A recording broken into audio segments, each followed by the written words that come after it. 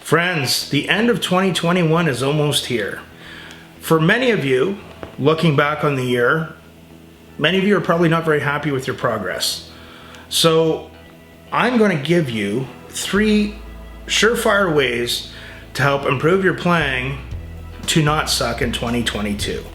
So I'm also going to give you guys a couple of added features here of what not to do, okay? I need you guys to know I've taught guitar for many years. I've seen a lot of the traps that people get into that really affect their progress. But to keep it simple, 3 things. Number 1, use a metronome. Guys, the whole concept of learning how to do something really slow and improving your technique by slowly speeding it up.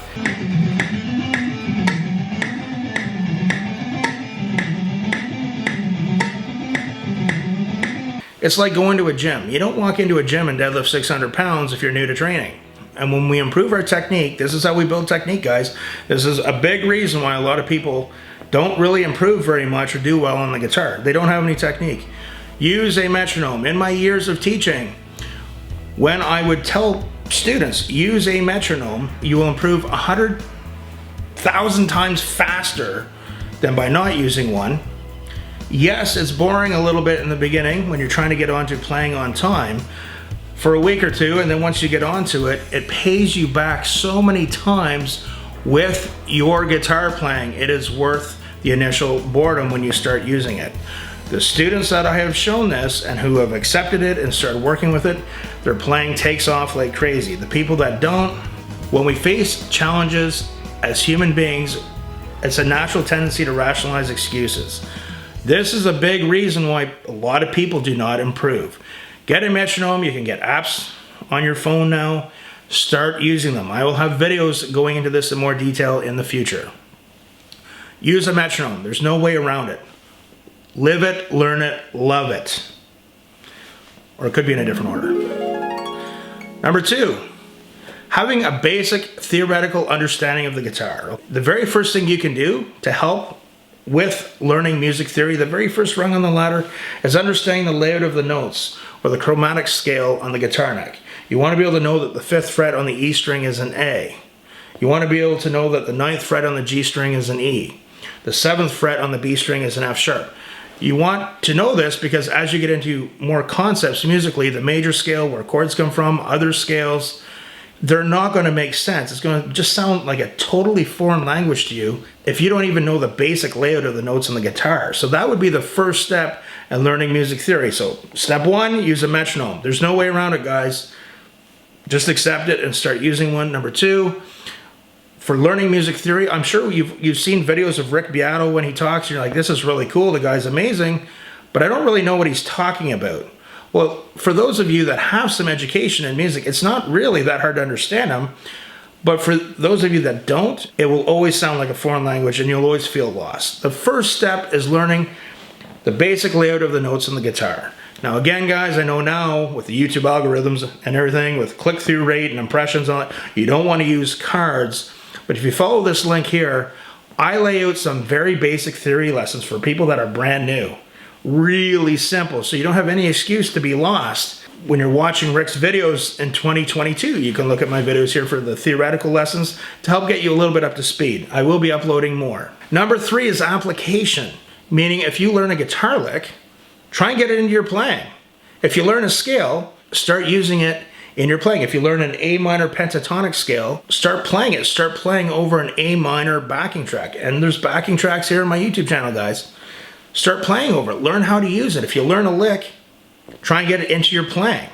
Try and learn different variations of that lick and put it into your own playing.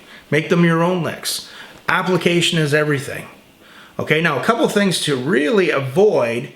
2 big ones. Number 1, now I don't want to look like a hypocrite because I have a YouTube channel here with lessons on it. One of the traps that I see a lot of people get into is the YouTube lesson surf, meaning like you're new to the guitar, like you haven't even learned how to learn yet.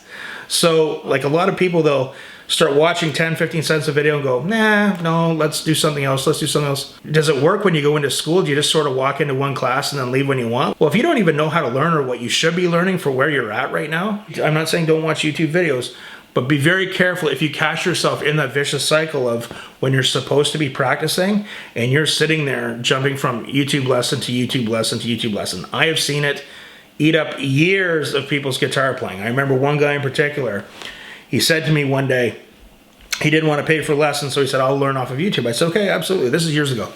And then about a year later, he contacted me. He said, no, I get it now. I'm ready to... Meaning, when I got talking to him, he didn't have a game plan. He didn't know what he was supposed to be watching, how he was supposed to practice. But also, he got into that vicious cycle of going from one video to the next, and that's how he spent a year with no progress. He wasted a whole year. Very importantly, guys, do not do that if you catch yourself into that. Here's another really simple thing that I find a lot of beginners, what happens with their playing.